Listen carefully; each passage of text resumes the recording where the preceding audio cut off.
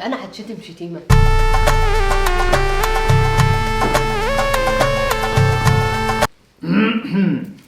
اهلا بيكم وحلقه جديده وفورمات جديد من هذا البرنامج الذي لا ينضب من الفراميط وعلى ذكر الفراميط نقدم اليوم اول حلقه من حلقات حضن كبير، والذي نلتقي فيه مع شبابنا، بما ان هذا هو عام الشباب، وبما ان شبابنا زي ما احنا شايفين مترمل وسارح في الشوارع لا يعرف من اين يستقي الحكمه والموعظه الحسنه، فبنلتقي دلوقتي مع نموذج من نماذج شبابنا اولادنا اللي هم برضه غاليين علينا رغم ما فيهم من هطل، لكي نحتضنهم ونعيدهم ان شاء الله باذن الله مجددا الى حظيره الاسره والعائله المصريه والمجتمع المصري الجميل. بنرحب بضيفتنا النهارده الاستاذه آية طارق، الفنانه التشكيليه ورسامه الجرافيت. مش عارف ايه الجرافيت ده نوع ماده اسمنتيه ولا ايه الجرافيت؟ انا مش عارفه برضه، معلش ممكن اعلق بس على المقدمه. علقي. يعني ايه مترمل؟ مترمل يعني ايه؟ يعني الشباب مترمل، يعني يفتقد الى التركيز والوعي والعلم. بس عشان كده احنا جايين النهارده نتحدث ونتناقش مناقشه علميه. بس ده مخدرات، يعني حضرتك بتريفير ان انا باخد مخدرات؟ ريفير؟ يا حضرتك ريفير ده بحكم يعني؟ ايوه انا اسف، ده ما ينفعش حضرتك تقول كده. لا حضرتك اصل ده برنامجي اقول فيه اللي انا عايزه. انا فاهمه، بس حضرتك دلوقتي بتتهمني بحاجه مش حقيقيه. انت مش بترملي؟ لا اكيد لا. طب واحلفي. والله العظيم ما بترمل. طيب اذا الفنانه آية طارق تصريح لبرنامجنا ان هي لا تترمل. ايه بقى الجرافيت ده يا استاذه فنانه؟ يا استاذه فنانه اولا احب اشكرك جدا على استضافتي النهارده. انا طبعا معجبه بشخصيه حضرتك جدا ومعجبه بالجمهور بتاع حضرتك الجميل. جمهور جميل جدا. طبعا حتى هتشوف دلوقتي في التعليقات نوعيه التعليقات اللي هيقولوها حاجه في منتهى الجمال. طبعا جاي من كل الاقطاب، متعلم، جمهور متعلم ومثقف ويتناقش الحجه بالحجه. طبعا. فانا حاسه طبعا كويس ان انا ابقى مع حضرتك ونكلم شريحه اكبر من الناس. ايوه، ودي حاجه انا كنت مفتقداها يعني تشهرك خلال شكرا. ايه بقى الجرافيت ده؟ يعني ايه رسام الجرافيت؟ هو انا مش رسام جرافيتي، انا بعمل ميورالز يعني جداريات، بس ماشي يعني. ميورال؟ جداريات في اماكن عامه. ايه بقى الجداريات ديت؟ جداريات يعني بعد ما المبنى بيخلص كده بنعمل جداريه. واجهه، بتعمل له واجهه يعني نجار مسلح يعني. واجهه رسمه على الواجهه اللي هي حج مبرور وذنب مغفور. ده نوع من الانواع مثلا. اوكي، ده يعتبر ده يحسب جرافيت؟ يحسب. ترسم اللي هي الطياره اللي راجعه من الحج لا ما جاتليش الفرصه ان انا اعمل كده، بس هي ده طبعا. امال ايه نوعيه بقى الرسومات اللي بترسميها؟ دي ثقافه انا احترمها يعني. المواضيع بقى ليها علاقه بيا انا وليها علاقه مواضيع. ايه بقى المواضيع اللي بتحب ترسميها بقى يا استاذه جرافيت طارق آية؟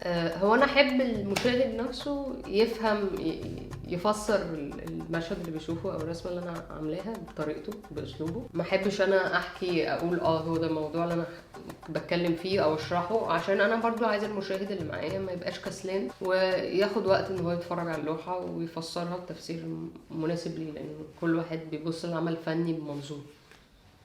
ما فهمتش اي حاجه. يعني دلوقتي حضرتك مثلا ترسمي رسمه تعبر عن حرب اكتوبر، فحت قناه السويس، اعماق البحار، صلاح الدين الايوبي، كده هي دي المواضيع. ايه بقى المواضيع اللي حضرتك بترسميها؟ دي مواضيع المدرسه، دي مواضيع حصه رسم في المدرسه. مالها حصه رسم في المدرسه؟ امال حضرتك طلعتي فنانه ازاي؟ مش بحصه الرسم ديت؟ ما كنتش برسم. وزاره التربيه والتعليم وتزرع وتغرس في ابنائنا. ما كنتش برسم ما كنتش بترسمي في حصه الرسم؟ امال ايه بتاكلي السندوتشات؟ كنت برسم بقى حاجات بقى هلاوس. وبعدين لا برسم مواضيع تانية انا حابه ارسمها. كنت بحب ارسم اسره وبيت واشجار وشمس. طب ما جميله الحاجات دي، جميله تزرع في ابنائنا الهيترو نورماتيف رول، الادوار الاجتماعيه التقليديه، بيت وشمس وورده. المراه هي الورده والرجل هو البيت والشمس هي المرتب. طيب سؤال اخر. سؤال بقى، بص خلي بالك بقى بالسؤال ده. لماذا اخترتي استاذه آية طارق ان تصبحي فنانه؟ عشان انا بحب ارسم، بحب اعمل رسومات، بستمتع ده. ايوه بس ليه ما طلعتيش دكتوره مثلا؟ عشان انا ما بحبش اتعامل مع عيانين، يعني انا بحب ارسم، دي حاجه انا بحبها. انا بحب الفن عموما، بحب اتفرج. ليه بقى؟ ده حاجه جوايا، انا مش هعرف اقول لحضرتك ليه. زي ما حضرتك كده بقيت اخ كبير بتنصح الناس. لا انا بقيت اخ كبير، دي مساله جينيه لم اتدخل فيها ولم اخذ قرار. انا اتولدت اخ كبير، نزلت بالشنب. انا برضو اتولدت. نزلت بالشنب برضو. انا اتولدت برضو فنانه كده جوايا جينيه. يعني لما ننظر حوالينا في المجتمع ونرى انه هذه المهنه ليس لديها مستقبل، لماذا نستمر فيها؟ طلع بقى ليها مستقبل. نجحتي في هذه الشغلانه؟ الحمد لله. 10 سنين بقى. 10 سنين في الجرافيت؟ حاجات كتير يعني لها علاقه بالفن التشكيلي. وبتاكلي وتصرفي عن نفسك من هذه الشغلانه؟ الحمد لله. طب ما دي حاجه غريبه. اين رجال الدوله من هذا الذي يحدث؟ اين الرقابه الاداريه؟ اين الضرائب؟ مصلحه الضرائب. بدفع ضرايبي كلها مظبوطه، وبعمل عقود وبسجل في الشهر العقاري. كيف نترك هؤلاء يسترزقون من هذه الوسخات وقله الادب وقله القيمه؟ لماذا تسترزقين يا استاذه آية طارق من هذه الشغلانه بقى؟ لماذا استرزق؟ لان انا بشتغل، محتاج اشتغل. ولماذا تشتغلين بقى؟ ما ده السؤال بقى اللولبي بقى اللي انا استدركتك ووقعتك فيه اهو دلوقتي. ليه ما اشتغلش؟ زي ما كل النسوان بتشتغل، امي ما بتشتغلش وخالتي ما بتشتغلش وعمتي ما بتشتغلش وعمتك ما بتشتغلش وجوز عمتك مخلي عمتك تقعد ما تشتغلش وجوز خالتك مخلي خالتك تقعد ما تشتغلش وخالتك هتخلي بنتها ان شاء الله تقعد ما تشتغلش. اشمعنى انت يعني تطلعي زي الخمور كده في وسط كل هذا المجتمع النسيج الاجتماعي؟ انا عيلتي كلها بنات وكلهم بيشتغلوا. وبعدين انا يعني والدتي هي اللي قالت لي ان الست لازم تشتغل ويبقى ليها فلوس. والدتك هي اللي قالت لك؟ ايوه. يبقى ده كده اكيد مشكله بقى اسريه. لا والدي كان كويس جدا، بس هي والدتي قالت لي لازم استقل ماديا ولازم كل الست يبقى ليها فلوسها الخاصه بيها. يا سلام. الست يبقى ليها فلوسها الخاصه ليه؟ يعني احنا هنسرقك؟ انت بتخونينا؟ لا بس يعني عشان لا قدر الله برضو لو حصل حاجه يبقى في اتنين بيتعاونوا ان الحياه تستمر. يعني ايه يتعاونوا دي بقى ان شاء الله؟ يتعاونوا ان الناس بتبقى يعني حد يشيل الحاجه التاني يشيل حاجه، مش لازم كل حاجه هتبقى على فرد والفرد التاني يبقى لا حول له ولا قوه. ما ده بيخلق باور دايناميك او كفه سلطه في ايد حد طرف من الاطراف. ايه المشكله لما تبقى السلطه في ايد حد من طرف من الاطراف اللي هو انا؟ ما انت كده بتجرد حق الاختيار وبتجرد حق الاستقلاليه لفرد اخر. لا ما تكلميني عدل بقى. استقلاليه يعني ايه استقلاليه دي؟ بص انا ايديا عرقت، ممكن بعد اذنك في مناديل. يعني ايه بقى استقلاليه دي؟ مفيش مناديل على هو دوت اللي موجود نستخدمه في جميع المستلزمات. شكرا. انا همسح لك. ايه بقى الاستقلاليه ديت؟ الواحد يبقى عنده حق ان هو يقرر في حياته الشغل اللي هيشتغله، المكان اللي هيعيش فيه، هيسافر، هيقعد في البيت. طب افرض قرر غلط ويتعلم من التجربه ويعيد التجربه تاني. طب وليه الخسائر ديت؟ ما انا اقول لك على طول الصح فيه. وليه انت تقول لي ما انت مش عارف حقيقي، انت مش عايش حياتي، انا عارفه نفسي اكتر. تروحي ترتكب الاخطاء وتخسري فلوسك كلها في القمار والشرب وقله الادب والسفاله والقهاوي والشاش معسل تفاح وسلوم وخوخ. برضو قال لحضرتك تاني ان انا بعمل كل ده. امال بتعملي ايه بفلوسك؟ بجيب بيهم حاجات، بجيب بيهم لبس، الجاكيت ده هجيب لك انا، او يعني والدك يجيب لك، او جوزك ان شاء الله يجيب لك. والدي متوفى. البقاء لله ان شاء الله.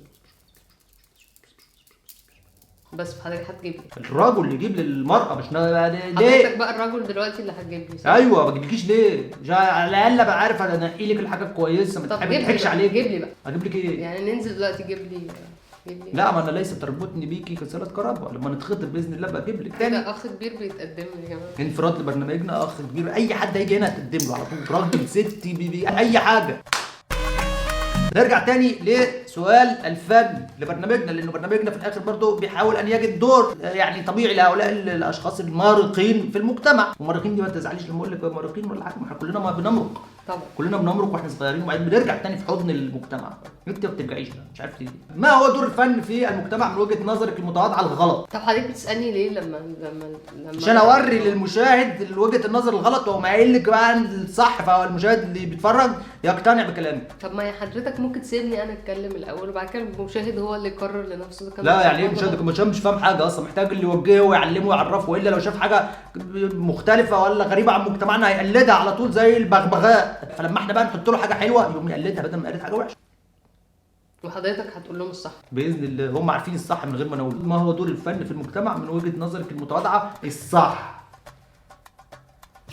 بص هو انا مش شايفه ان في دور واحد يعني للفن. امال ايه دور بميزانين؟ لا هو الفن بالنسبه لكل واحد حاجه مختلفه. يعني انت الفن مثلا بتحب تسمع مثلا عبد الوهاب او ام كلثوم، او ما اعرفش انت بتحب مثلا تسمع مزيكا عباس عبد الصمد فقط لا غير. طيب ده فن، ده فن الالقاء، فن التجويد ده حاجه جميله. اوكي بتسمو بروحك، بتحس باحساس جميل. هو انا قلت مين؟ بسمع مين؟ عباس عبد الصمد. لا انا سوري كنت اقصد عباس حمود. كلك عاجبني يا ولا، كلك عاجبني ومفيش معلم يا ولا. ايه ايه هيحاسبني. اه هو برضه ايه البطريركيه المجتمعيه طبعا. مم. حضرتك بتستمتع بده فده قوي. خلاص ده بيمثلك متعه كده، أيوة. بتتكلم من خلالك، بتتكلم من خلاله برضه ايوه كده. بتكيف. ايوه دي حاجه آه. جميله جدا. ففي مثلا حد تاني مثلا بيحب مثلا يتفرج على لوح، يتفرج على جداريات، دي حاجه بتخليه مبسوط، بيقتني ده في البيت عنده، بتغير له يومه، بتخليه تسمو بيه يعني زي ما المزيكا. يعني ايه بقى تسمو بيه؟ يحصل له ايه يعني؟ يخس؟ ايه التسمو دي؟ يعني بتعبر عنه. مش كل الناس مثلا بتعرف تغني او تمثل، فلما بيتفرجوا مثلا على فيلم او مسرحيه ساعات دي ريليت للكاركترز، بيحسوا ان في علاقه ما بينهم وما بين الشخصيات. طب ما دي حاجه غلط. افرض الشخصيه دي شخصيه مجرم استغفر الله العظيم وقتل قتله، او بنت عايشه لوحدها مثلا في البيت. على حسب بقى كل واحد بيحب ايه، وفي اختيارات كتير والناس بتتفرج، كل واحد بيقرر هو عايز ايه. هي دي برضو جزء من حريته. يعني ايه كل واحد يقرر هو عايز ايه؟ يعني انا دلوقتي هحط قدامك واحد مجرم تاجر مخدرات واقول لك اهو ده الفن ده المجتمع، وانت تقرري تقولي لا ده عاجبني؟ ما ده موجود، ما تاجر المخدرات ده موجود. طب نذبح امه بقى، مش نوريه للمجتمع ونعرفهم انه في وساخه وقله ادب وسفاله، نكنس تحت السجاده ونداري اخطائنا ونداري. حضرتك بتعلي صوتك ليه؟ بص حضرتك في المدرسه اللي انا صوتك العالي دليل على ضعف موقفك. ها؟ دليل على ضعف موقفك، فحضرتك ما تعليش صوتك، يعني خلينا نتكلم بهدوء. لا ماشي، انا مش بعلي صوتي ولا حاجه، انا بتكلم عادي اهو. هل ينفع دلوقتي ان انا اجيب شخصيه قذره في المجتمع وافرجها للمجتمع في هو بيتفرج كده اهو وتقول له هذا الفن، هذا هو دي مكونات المجتمع، بعبر عن نفسي، بعبر عن المجتمع، بعبر عن نفسي، ينفع؟ ما هو ده موجود، ما دي هو عشان موجود اطلعه؟ طب ما اكتمه. وانا لو لا مؤاخذه في الكلمه محزوق مثلا واكل كرومبايه والفاسيه حزقاني، اطلع الفاسيه على المجتمع واقول له اتفضل هات يا مجتمع عادي جوايا بعبر عن نفسي. بص حضرتك حر فاسي، يعني فاسي دلوقتي وانا قاعد فاسي دلوقتي واعميكي اقسم بالله. هتتحمل بقى عواقب اللي هيحصل. ما هي الديمقراطيه من وجهه نظرك؟ الديمقراطية زي ما احنا قاعدين دلوقتي، حضرتك عندك وجهة نظر مختلفة وانا عندي وجهة نظر مختلفة، بس قاعدين في نفس المكان وبنتناقش وبنقول افكارنا بكل حرية، ومحدش يعني مفيش حد هيحصل له حاجة في الاخر. يعني احنا الاتنين قاعدين بنتكلم ومش هيحصل خلاف في الاخر. افرضي حصل خلاف. انا عن نفسي انا مش هتضايق منك، انا جاية وعارفة ان افكارنا مختلفة وجاية موافقة ان انا اتكلم مع حضرتك. افرضي في واحد عنده رأي في المجتمع مضر وخطير وارهابي وقذر. زي ايه؟ اي بقى وساخه، واحد يقول لك بقى البنت تتجوز ما تتجوزش وتعيش لوحدها مثلا في البيت. هو ايه علاقة الرأي ده بان هو ارهاب؟ بيخوف مين؟ بيرهب الاطفال اللي عايشه في العماره، زي الست عايشه لوحدها. ازاي؟ ما يقول لك بقى بابا الولاد دي عايشه لوحدها ليه؟ ما تعرفش تجاوب عليه. اه بس بقى انت كده بتعمل حاله من عدم الاضطراب وعدم الاتزان في المجتمع. اوكي، بس هي المفروض تقعد مع مين مثلا؟ لو هي مثلا بتدرس مثلا في مدينه تانية المفروض تقعد مع مين؟ نزل. ما هو النزل بيبقى مش نظيف ساعات، معلش مش بيبقى حلو. كلنا عشنا في القذاره، نستحمل من اجل مصر. افرض في حد مش عايز يعيش في القذاره، عايز يعيش في يرجع بقى بلدهم بلا تعليم بلا خرا. ما هو التعليم ده هو اللي طلعكم الحجه اصلا التعليم ديت. ما انا رايح اتعلم وفي الاخر بتعلم. ده رايك وانا محترماه، بس انا مش معاك، يعني انا مش موافقه على الكلام. ايه هي الحريه من وجهه نظرك؟ الحريه ان الشخص يبقى حر يقرر هياكل ايه، يشرب ايه، يصرف فلوسه على ايه، يقضي يومه ازاي، يتكلم مع مين، يعرف مين، يتجوز مين. يتجوز مين؟ طب وليه دي حاجه مهمه؟ هو عشان يعيش تجربته كانسان كامله، يبقى هو الشخص اللي مسؤول عن قراراته، فهو عاش تجربته كامله ومسؤول عنها، عمل كل حاجه فيها بنفسه، مفيش اي ريجريت. يعني هيبقى فيه طبعا لو حصل ندم هيبقى من التجربه اللي هو دخل فيها واتعلم منها بمحض ارادته، غير لما يخش تجربه غصبا عنه وبعد كده مثلا لو فشل فيها هيرمي اللوم على الاخرين. بس لما يخش التجربه بتاعته بمحض ارادته هيبقى هو اتعلم وخد شايل المسؤوليه، لان الحريه برضو مسؤوليه. يعني الحريه مش مسؤوليه برضو. ممكن اكمل؟ اتفضلي. لا الحريه فعلا مسؤوليه، لان انت لو انت لما تاخد قرار ان انت مسؤول عن نفسك مستقل ماديا، لازم تاخد قرار يومك هيبقى عامل ازاي، وهتتعامل مع مين، وهتشتغل ايه، وهتعرف مين ومش هتعرف مين. انت مسؤول مسؤوليه كامله عن وجودك وكيانك، وده بالنسبه لي بيخلي تجربتك كانسان تجربه كامله ومحترمه وحلوه اكتر بكتير جدا من ان انت حد فيه متحكم بقراراتك وحياتك. ايوه بس في ناس كتير جدا عايشه وفي ناس بتتحكم فيها وبتقرر لها وبتختار لها وهم سعداء جدا. انا بشعر بالاسف للناس دي ليه؟ هم مش بني ادمين؟ هم مبسوطين كده. تشككي بقى في مبسوطيتهم. ما هم مبسوطين بيقول لك مبسوطين. لو في حد اختار ان هو يبقى مع حد يسيب له قرار التحكم في حياته، هو قرر ان هو يبقى سبمسيف او يسيب. يبقى ايه؟ سبمسيف. سبمسيف يعني ايه؟ يعني فيها نوع من الاستسلام، يسلم سلطته على نفسه لحد ايوه بمحض ارادته. أيوة انا برضو مبسوط. بحترم ده، هو قرر كده لنفسه، وهي مثلا هي او هو عايش حياته مبسوط، خلاص تمام. لكن لو في حد مش عايز يعيش بالاسلوب ده وعايش كده غصب عنه، طبعا انا بشعر بالاسف ليهم. طب احنا نعرف ازاي اذا كان عايش لوحده غصب عنه ولا مش غصب عنه؟ يعني بيبقى باين. بيبان ازاي بقى؟ من حواجبه مثلا؟ بيبقى مش مبسوط كده، بيبقى مستاء. طب هو لو ما قالش ان هو مش مبسوط، احنا هنعرف ازاي ان هو مش مبسوط؟ والله انا ما بمشيش ادور عليهم، يعني انا بكلمك عن فكره عامه في العموم. انا مش بمشي بقى ادور على الناس كده زي حضرتك واتدخل في حياتهم واشوف مين مبسوط ومين مش مبسوط. ليه مش تخش تتدخلي في حياه الناس؟ طب انا عندي شغل. طب ما انا كمان عندي شغل، بس هخلص شغلي واروح اتفرغ بقى على الناس عشان نضمن ان المجتمع يفضل متماسك. ما لو كل واحد مشي بدماغه هتلاقي بس الستة دول عايزين كده والسبعة دول عايزين كده والثمانية دول عايزين كده ومش عارف ايه، كله زي بعضه وياكل من نفس الميز وكله ينفذ نفس الكلام وكله يصدق في نفس الاقاويل وخلاص. ده حضرتك ده نشاط بتعمله على جنب شغل. ده مسؤوليتي وواجبي تجاه المجتمع. كل ما اقابل حد اقعد اتحكم في حياته واتدخل في حياته واديله نصائح اقول له يعمل ايه وما يعملش ايه. ده انا حاسه ان ده مش دوري. امال دور مين؟ دور حد زي حضرتك كده اختار هو يعمل دايناميك معين مع الناس. ايوه ما اخترتش، ده فرض عليا زي ما اتعمل فيا بعمل في الاخرين. ما انا وانا طفل ما انا اتهريت برضه مش اخ في دماغي. انا اشعر بالاسف. لا انا سعيد، انا سعيد، انا شربت من البلاعه ورجعت تاني تفيت فيها. ما هي نصائح يمكن ان تقدميها للشباب من اجل ان يتخلوا عن الافكار القذره اللي في دماغهم؟ ايه الافكار القذره اللي في دماغك؟ الحريه والديمقراطيه والوساخه دي. طب حضرتك ليه عايزني انا اللي اقدم شريتي شاب اهوت زيهم لما يشوفوك انت بتقدمي لهم نصايح يوم يعرفوا ان هم كده غلط. انا مؤمنه بالقيم. ليه حضرتك عايزني اقول عكس؟ معلش قولي بس كده قدام الكاميرا عشان تنقذي الشباب وخليك انت مؤمنه مع نفسك عادي في البيت.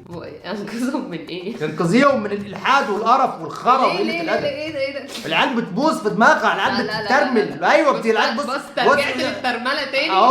لا انقذي الشباب، انقذي الشباب، انقذي الشباب. مفيش قط يا ابني، خد تن البتاع ده ايه؟ انقذي الشباب يلا قولي لهم يلا. مش هنقذ حد فعلا، مفيش حد محتاج انقاذ. يا كله اهو تشوف العيال قاعده. لو سمحت بس انا عايزه كفايه كده، انا عايزه. هي بتقول لكم يا جماعه لا للالحاد. كات يا جماعه. انقذي الشباب، انقذي الشباب يا بنت. الله انتوا جايين هنا عشان تقعدوا تقولوا لنا مش عارف ايه وفي الاخر اسمع يا ابني انت اهو يا ابني مفيش الكلام ده كله اللي قالت لك ولا حريه بلا خرا بلا كلام فارغ. اسمع كده الكلام كده اهو، اسمع كلام امك وابوك وشوف هم عايزين منك ايه وخش اغسل هدومك ولا ما تغسلش هدومك اديها لاختك تغسلها لك وشوف تتخرج من كليتك وشوف جيشك وخلاص ما تقرفش ابونا بلا حريه بلا خرا. يلا شكرا والى اللقاء في حلقه جديده قادمه باذن الله وحضن كبير واخ كبير. انقذي شباب، انقذي شباب.